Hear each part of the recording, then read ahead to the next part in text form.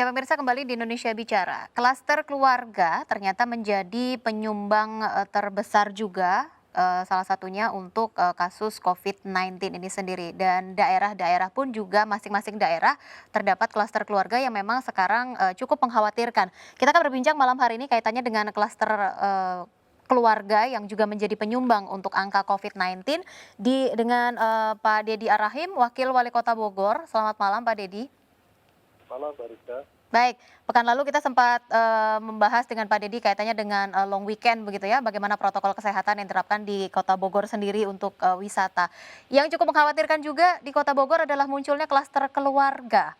Apakah memang sudah di tracing, di tracking dan juga diketahui bagaimana sebenarnya asal usulnya dari klaster keluarga ini sebagai penyumbang angka COVID tertinggi di Kota Bogor?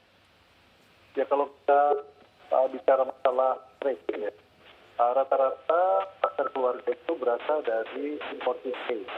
Artinya kepala keluarga, bagian dari keluarga itu mereka bekerja di Jakarta ya, atau di tempat yang lain ya, atau mereka yang melakukan perjalanan dinas menggunakan multi-moda transportasi, kemudian kembali ke rumah, tidak cukup melaksanakan protokol kesehatan yang memadai, sehingga akhirnya memaparkan pada keluarganya.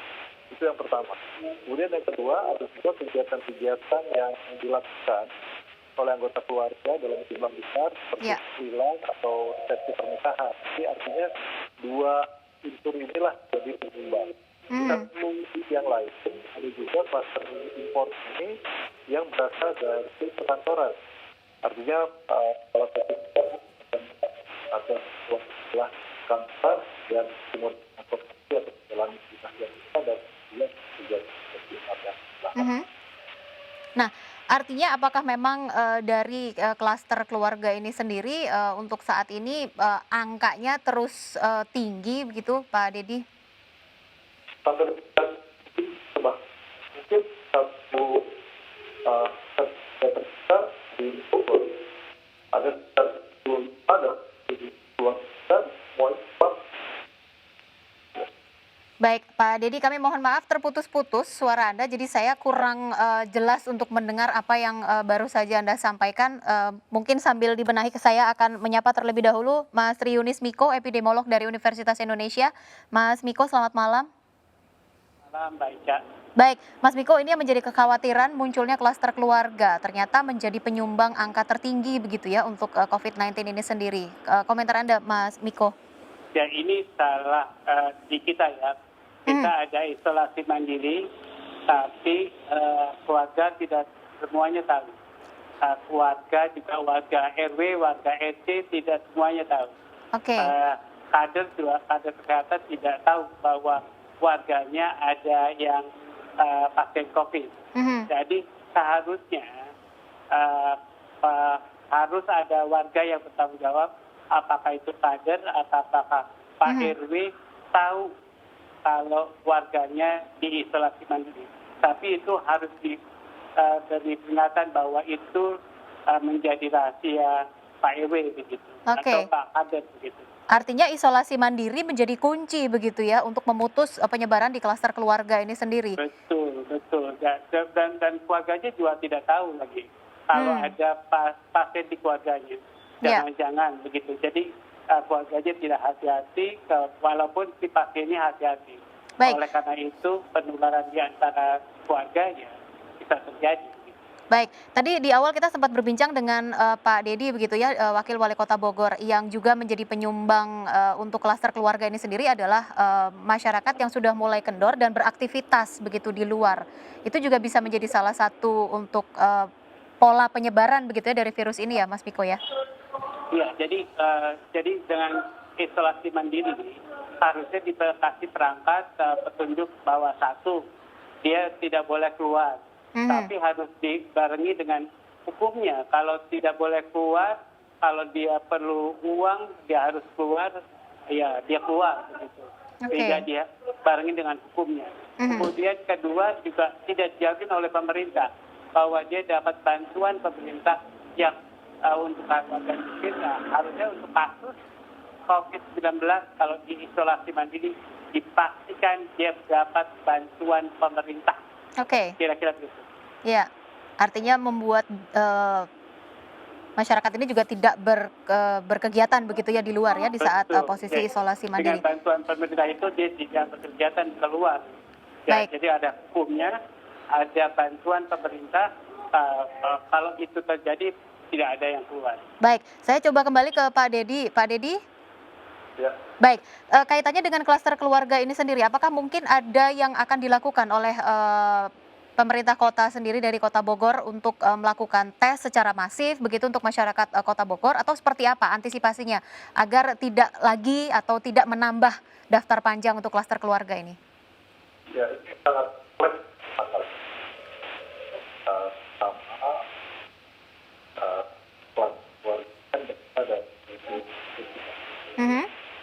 nama saya yang ada di daerah mana itu harus diperhatikan bahwa sampai tidak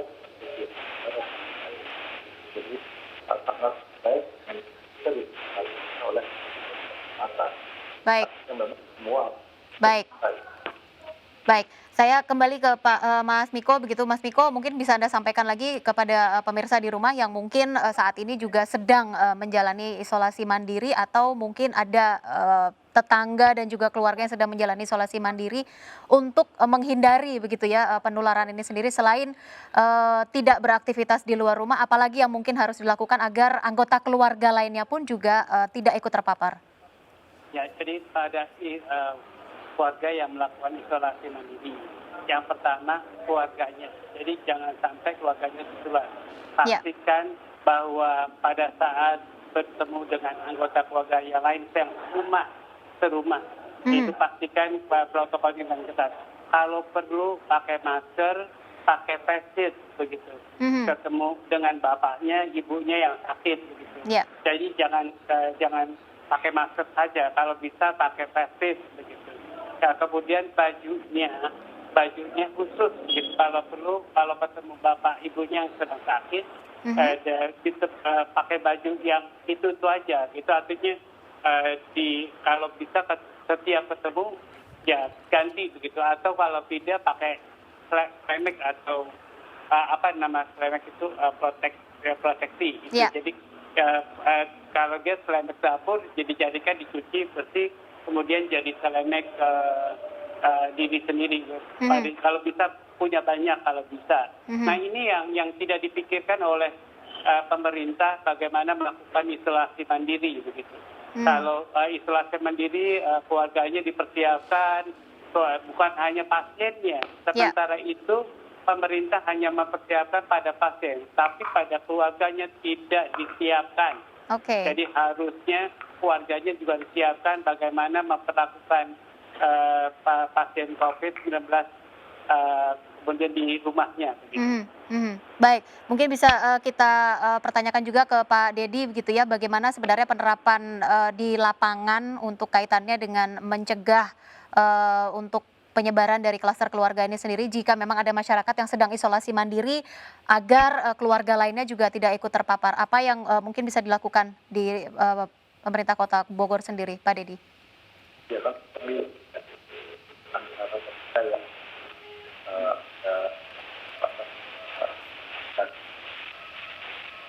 jadi saya dapatkan Baik. jelek. Baik, saya mohon maaf Pak Dedi tidak bisa mendengar secara jelas suara Anda terputus-putus begitu ya. Mungkin lain waktu kita akan sambung lagi untuk perbincangan ini karena memang ini cukup penting. Kalau tadi Pak Miko mengatakan isolasi mandiri, pemerintah tidak hanya memikirkan kaitannya dengan pasien saja, tapi juga harus keluarga begitu ya, yang menjadi pusat perhatian agar virus ini tidak menularkan dan juga bisa memutus untuk mata rantai di klaster keluarga ini sendiri. Pemirsa, saya harus akhiri Indonesia Bicara pada malam hari ini. Semoga memang apa yang kami hadirkan ke hadapan Anda bisa memberikan informasi sebaik-baiknya bagi Anda yang sedang isolasi mandiri, lekas sembuh dan juga jaga diri dan juga jaga dari masyarakat lainnya. Tetap gunakan masker jika beraktivitas di luar rumah, cuci tangan dan juga menjaga jarak itu adalah kunci untuk memutus mata rantai dari penularan COVID-19 ini sendiri. Saya Rizky Enda pamit, terima kasih, sampai jumpa.